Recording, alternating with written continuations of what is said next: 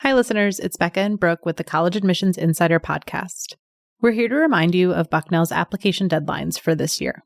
For incoming first-year students, our Early Decision 1 deadline is November 1st. And for Early Decision 2 and Regular Decision applicants, our deadline is January 10th. We can't wait to meet you through your application.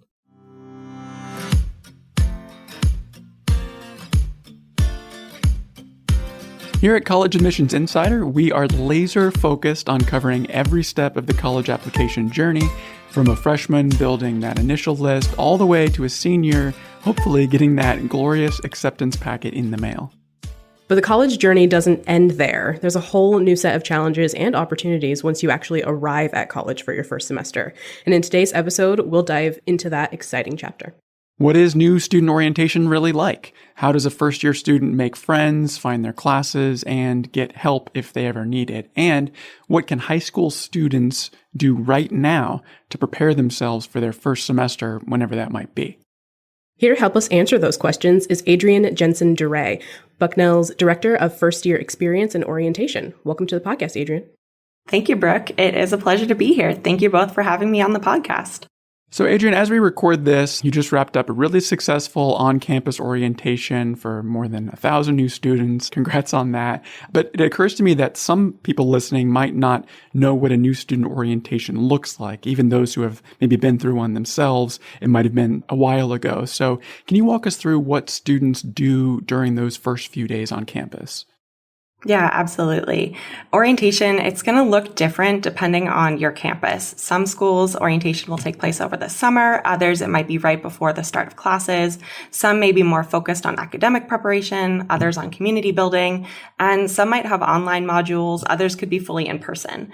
But I think one thing that you can expect from every college orientation is an opportunity to connect with student leaders, faculty, and staff. And that's going to be through different sessions that really help you familiarize yourself with life on a college campus. So you'll have time to explore the campus layout, identify key buildings, maybe learn about academic advising and course registration. If you're attending a residential college, you'll get to know your roommate. You'll be able to engage in conversations around diversity and campus culture, and even participate in social events and traditions. I'd also just think it's worth noting that a lot of schools have separate orientation programs specifically for commuter and transfer students. So if you're part of those populations, that's something to look out for. And most schools also have special programs tailored to parents and families. Here at Bucknell, our new student orientation is a 5-day program that's built around 3 pillars: scholarship, campus, community, and tradition. New students throughout orientation have the time to meet with their faculty advisor to review their fall course schedule. They'll get an introduction to the expectations of the collegiate classroom as well. Students can also bond with their classmates through different social events like Hall Olympics and Playfair, which is a giant icebreaker game, all while gaining familiarity with Bucknell's campus, the local community in Lewisburg, and the many different resources that are available to students here at Bucknell. We also participate in a variety of campus traditions throughout orientation, such as matriculation, convocation, and candlelighting. So those are all things that our students look forward to when they come to Bucknell. The last thing I do want to mention too about Bucknell's orientation is that every first year student gets matched with 2 to 3 different orientation assistants, or OAs. And those OAs serve as mentors throughout their entire first semester and first year, and specifically throughout orientation, and help provide support and guidance as they go through that process. Yeah, it sounds like first years definitely have a jam-packed first few days on campus. But there are also some programs that students can attend prior to orientation, right? And many schools offer those. Can you share what kinds of pre-orientation opportunities are out there, including those at Bucknell and beyond? Yeah, definitely, Brooke. So pre-orientation programs, or PREO, as I think you referred to them, those are small group themed programs that a lot of schools offer that typically take place just before a college's main orientation program. They're usually opt-in experiences, and sometimes they are paid as an additional fee, and sometimes they are included in the cost of the orientation fee. Really depends on the school.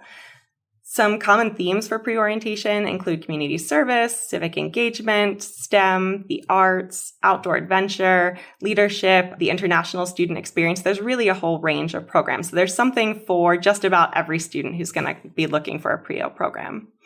And I definitely recommend that students sign up for a PRIO. The programs are really a fantastic opportunity to get a head start on adjusting to life away from home and getting comfortable with your new campus, including learning about different resources that are available to you. They're also a really wonderful way to build leadership skills and start making connections. Since students are in smaller groups with other students who share similar interests, it can be a lot easier and also a lot less intimidating to find new friends. So PRIO participants often tell us that they feel so much more comfortable entering orientation, having already built some of those friendships from PRIO. And for students who are considering Bucknell, here at Bucknell, we do offer 6 different pre-orientation programs, and you can find more information about all of those on our website. One thing that I love about our PRIO programs is that they're all open to every single incoming student, regardless of that student's major, their planned course of study, or where they're from. That's awesome. And it's such a great start to college for these students, PRIO and orientation. And I imagine it's this way at many schools, but especially at Bucknell. It seems like you and your team really immerse students in the Bucknell experience from day one so that they can feel as comfortable as possible. But still, we have to admit that it is a pretty jarring transition from high school to college. And so since you work with so many new college students, what are some of those most jarring moments from that transition? Yeah, that is such an excellent question, Brian, and it's so important to talk about. I think it's really easy to get caught in the excitement of going to college and not think about some of the challenges and that transition will bring. And not knowing what to expect from the transition to college can be a really big source of anxiety for a lot of new students.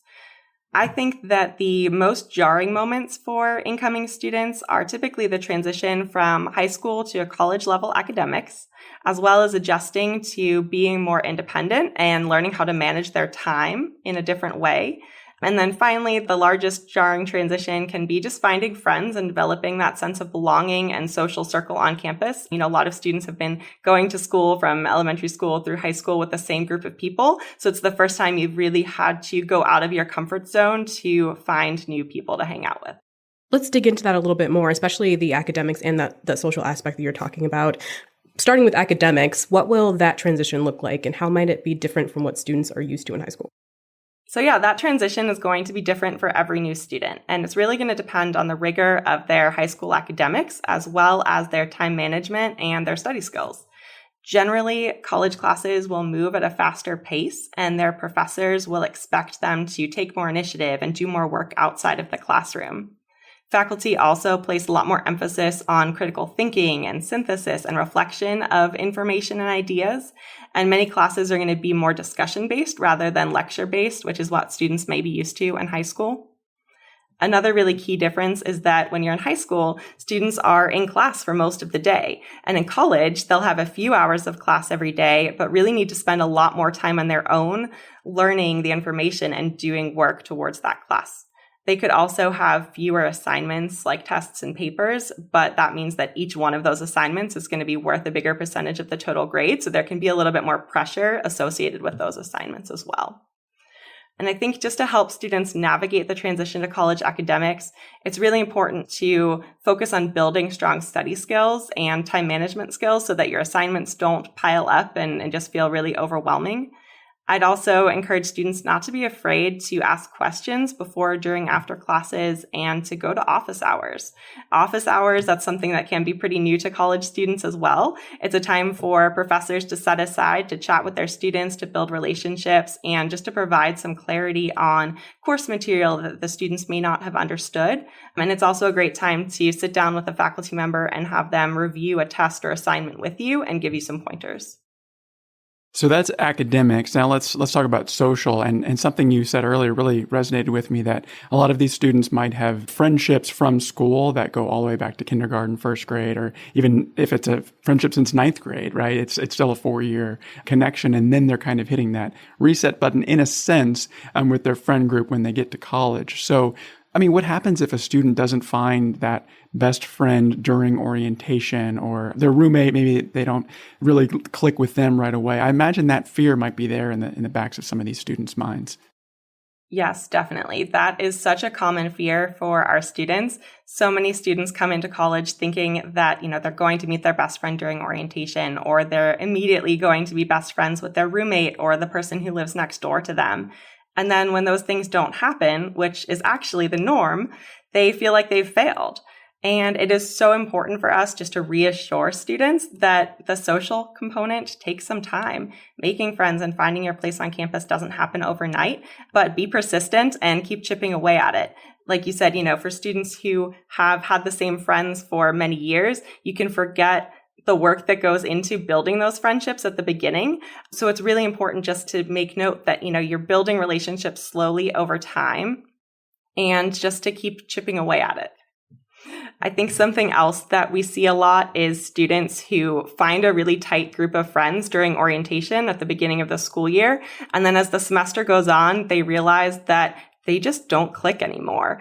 And then they really struggle. What happens? Do they burn those bridges? Do they develop new relationships? And we just encourage them to continue trying to get involved on campus and meet people who have common interests and hobbies and share your same values. Often those friendships you form right at the beginning are based a lot more on proximity. It's the people you live with and not people that you really have a lot in common with. So it's okay that your friendships change as you continue to grow throughout your college experience. Yeah, a lot changes over the course of those few years, especially the people that you socialize with as you try new things and visit new places and even take, classes that you might not have thought you would have taken that first year. But throughout that entire process of kind of shifting change, there are kind of set support systems for students and people on campus that students can access if they're having trouble adjusting or finding their way. So on a typical college campus, who are those people that students can go to? Thanks for bringing that up, Brooke, because it is so critical to get students connected to these resources and supports on campus. And a lot of them are very behind the scenes and things that students don't know about right away. So on the one hand, I think students who are having trouble with academics can certainly go to their professors during office hours. They can also arrange to meet with an academic dean and talk about why they might be struggling and get some tips and some pointers there. Some other great resources could be the Writing Center or to sign up for tutoring. Here at Bucknell, we have a fantastic teaching and learning center that offers everything from study groups and academic skill workshops to peer tutoring. And students are going to find really similar offices and resources on other campuses as well. Another great place to turn is the library. Many college libraries have librarians that are dedicated to working with first year and new students. They might be a subject matter librarian who focuses on a particular major or class, or even like we have at Bucknell, personal librarians who work with a small group of first year students that live in the same residence hall. So lots of really fantastic resources on the academic side. I think for some of the non-academic challenges, students can always turn to student affairs. And student affairs is going to include offices like student activities, housing, the counseling center, the career center, recreation, campus wellness, diversity and inclusion, and just so much more. So there's a huge wealth of resources from the staff who work in those offices that are here to support students along their entire journey at college. At Bucknell, we often find that students having trouble finding their way do tap into a lot of success when they get involved with the CAP Center, which is our Campus Activities and Programs Office, or the Multicultural Student Services Office, or Religious and Spiritual Life. Students also have access to professional counselors through the Counseling and Student Development Center, which is a fantastic resource.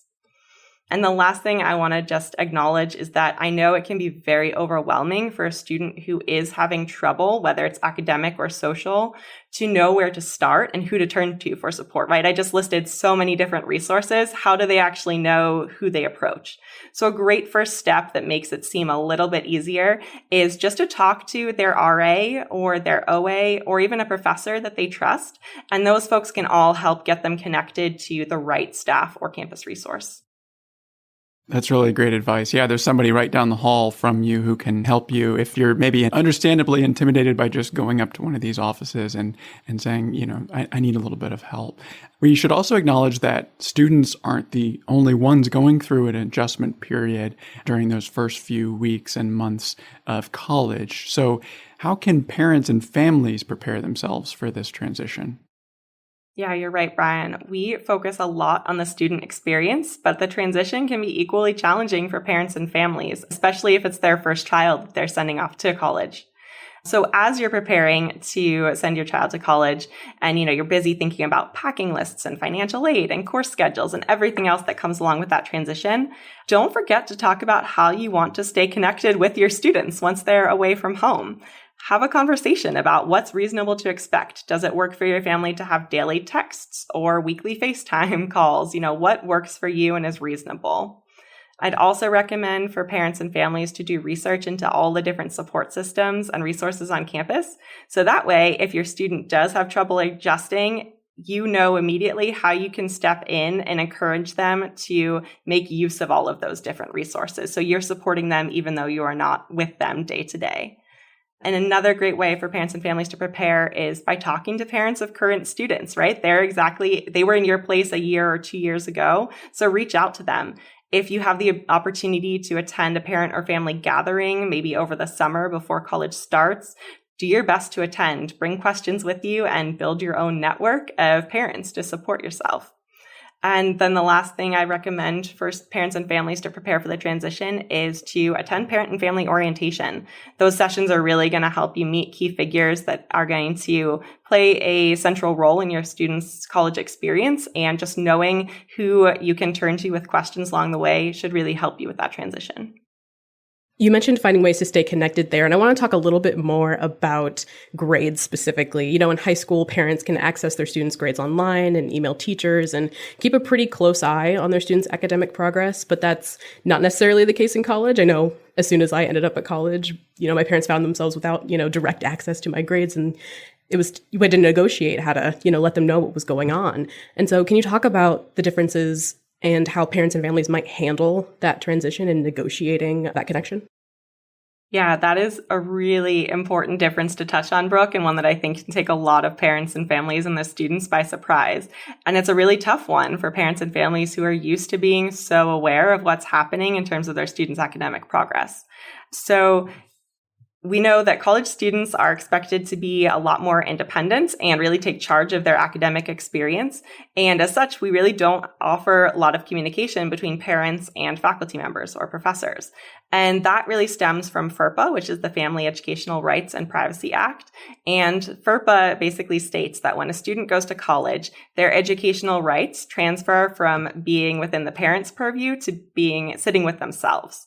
So that means that colleges can't share information about a student's academic progress or their grade reports without explicit consent from the student. So knowing that difference ahead of time and then talking as a family about what you want to do to be kept in the loop is going to be really important. So like you said, it's a negotiation process, and every family is going to come up with a system that works best for them. Parents might be really hands off, and others might really want their student to grant them consent to view their records. So think about how you want your student to communicate with you as they're going through the semester, what they're sharing with you about their grades and their academic progress, and really give them input into the conversation, knowing that they are going to have a lot of that autonomy as they get to college. So starting to model that in that conversation.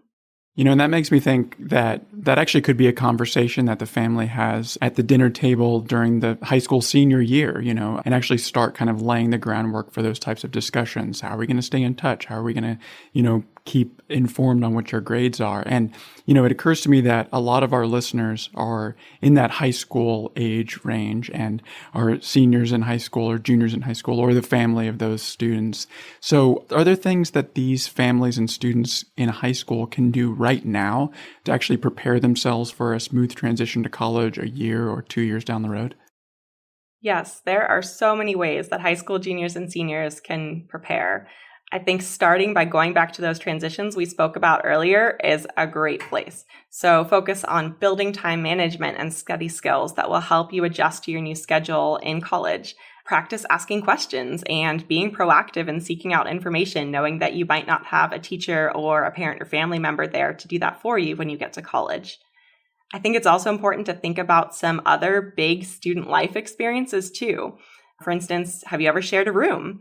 If not, spend some time thinking about what's important to you in a roommate and how you might need to adapt your behaviors and your habits to be a good roommate. That can definitely be a source of frustration and anxiety for students who are coming to college.